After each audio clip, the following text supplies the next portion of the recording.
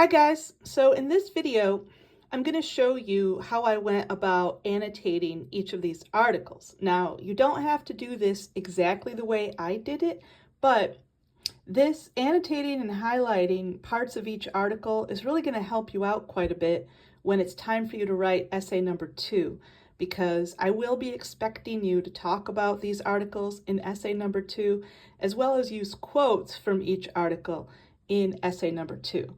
Now, what I've done is print out both articles, and I can't emphasize enough how helpful this is, at least for me. I'm a very tactile person. I like to hold each article, and I like to write all over each article. I mean, obviously, but if you really don't have access to a printer, you can't come to campus to print, you can't go to your local library to print, then, it's okay if you write notes on a pad of paper, So I'm going to start with this one.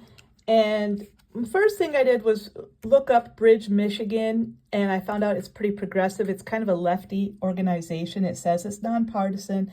Yeah, a lot of organizations say that, and that just means they don't actually go out and support actual political candidates, but it definitely has a leftward slant.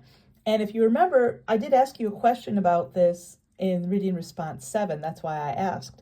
And I wrote down the publication date just to kind of remind me of when it was published, because that's relevant, In these digital times, 2016 was a long time ago. It was 2 presidential elections ago, And this is in quotation marks because Wilkinson's actually quoting somebody who used those words. Now, part of what happens when you print an article off that you found using a Google search is there's going to be little weird things that appear on the printout that would have been a lot clearer to see on the computer screen. Like this, these lines aren't part of the article. They're a caption under a photo, but the way they came out in the printout, it's hard to make that distinction. So that's why I drew the line right there. And I just highlighted that because that's a lot of money. And I was wondering, because also in 2016, Rick Snyder was the governor of Michigan. That was before Big Gretch became governor. And that's why I asked you that in the reading response. That's worth paying attention to, because during Snyder's administration, he's obviously a Republican governor, and for quite a bit of his administration, he was working with a Republican legislature in the state of Michigan. That usually doesn't happen. Us being a swing state, they're usually not both the same, but during the Snyder's years, they were, at least for part of it. Anyway, this is important because this was kind of like the whole point of the article. And I was thinking to myself, what kind of loophole in the law allows this? And then they said, yeah, there's legal loopholes. Anyway, I thought this was interesting because you'd think Reagan administration official, Germanus might be more of a Republican, but he actually doesn't sound like it. Also, if he was in the Reagan administration, he must be old as hell. Anyway, Germanus was the one that said gaming its welfare spending. So that's why it's in quotation marks in the article. And this is how Wilkinson tips his hand, okay? Dubious. The use of the word dubious there kind of gives you the clue that, Wilkinson doesn't agree with that. And honestly, if you know anything about Bridge, Michigan, that's, he's not going to agree with what's happening. But he does say both Republican and Democratic administrators have, done this kind of shell game. Kind of said, hey, this is money we're spending on welfare, when it's not really. I was just thinking, yeah, you gotta mentally, you gotta add quotation marks right there. And, yeah, some things I read I didn't like.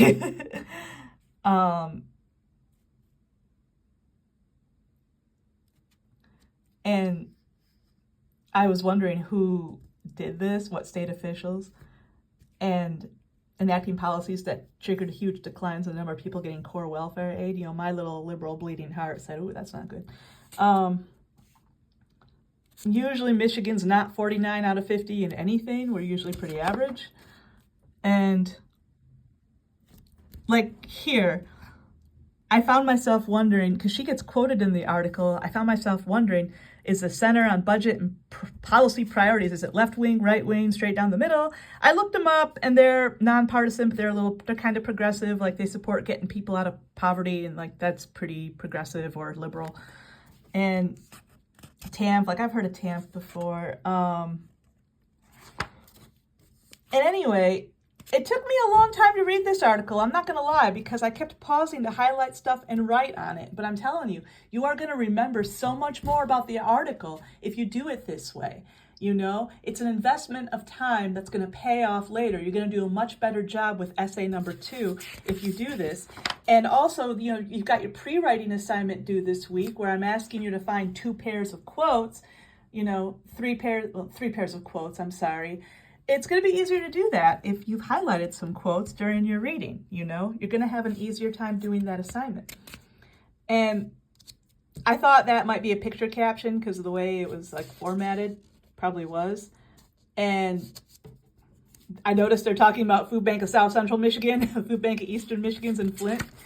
This one's pretty long, so I'm going to turn my attention to the other video. I don't want this video to be super long. The other article is a little shorter. This is the one that came from the database. This was published May 2016, so a year and a half later than this one. And they're not talking about the same thing exactly. You can kind of tell what Robert Verbruggen's main goal is here. You know, he wants the social safety net to promote work. For those of you who aren't familiar, the safety net basically refers to welfare, like food stamps, Section 8, cash assistance, all kinds of public assistance is also called the social safety net. And I highlighted that because, like, I thought that was already a thing. And one thing you gotta pay attention to is this word proposed.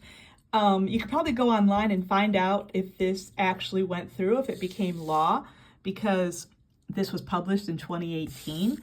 I didn't do that, but because I'm not sure. You know how I taught you guys to bracket check, ladies and gentlemen, and MBs? This is a real life use of it. Like, pay attention. This is what I taught you guys how to do way back when, and now you see a published writer doing it, you know? And, you know, back to biased language, Verbruggen says this is a laudable approach. You know, laudable means he likes him. He thinks this should be praised. So that kind of tells you where he is on the political spectrum. I mean, my God, these days, you know, nothing's unbiased, right? I just noted, I mean, a lot of people who work qualify for welfare. I'm just saying, you know, minimum wage is still less than $8 an hour. So I had a lot to say about this article, obviously, but one thing I noticed, he keeps quoting people from the Heritage Foundation. I won't tell, you can Google them to find out a little bit more about what the Heritage Foundation stands for. But they definitely have a political bias. And so, because one thing you can do to determine an author's bias or not is to look at who they cite or what organizations they cite, you know? If they're trying to stay pretty neutral, but you find that they're consistently citing either left-wing organizations or right-wing organizations, that tells you something, okay? And then, I was like, one can't fault politicians. I was just like, oh yeah, that happened 1.5 years into Trump's presidency. My God, in these times, like 6 years is like a long time these days, you know? And I just remembered that happening when Trump was president. I remember that being in the news. And he's like I put the executive branch is the president. I was like, he's mentioning Trump without mentioning Trump. I thought that was kind of funny. And also, one thing that writers do when they quote somebody is they explain who they are first. Like the first time Verbruggen mentions this Robert Rector guy, he says he's a Heritage Foundation Senior Fellow.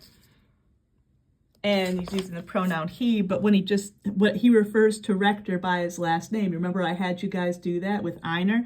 Yeah, here you see a published writer doing that in print. And I just thought it was funny how he capitalized the L on the left, like the big bad left. Oh, I gotta be scared of all those Democrats. Moving able-bodied adults from welfare to work is worth the effort. I don't know if he meant like it saves money, or if he meant like you gotta punish people who are on welfare, or both, you know.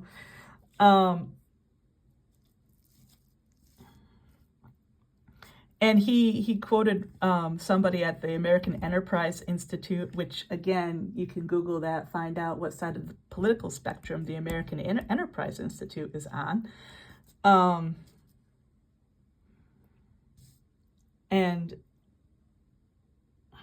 same thing with the Brookings Institution, right? You kind of look at who Robert Verbruggen's quoting, and you can find out more about the bias there. But I've talked too much, and anyway, the point of this video is if you're new to highlighting and annotating, it's something I want you to practice doing with these two articles, because as you go through college, especially for those of you who are seeking a bachelor's degree, it's something that you're really going to find helps you make more sense of the things you read. I'll talk to you guys later. Bye-bye.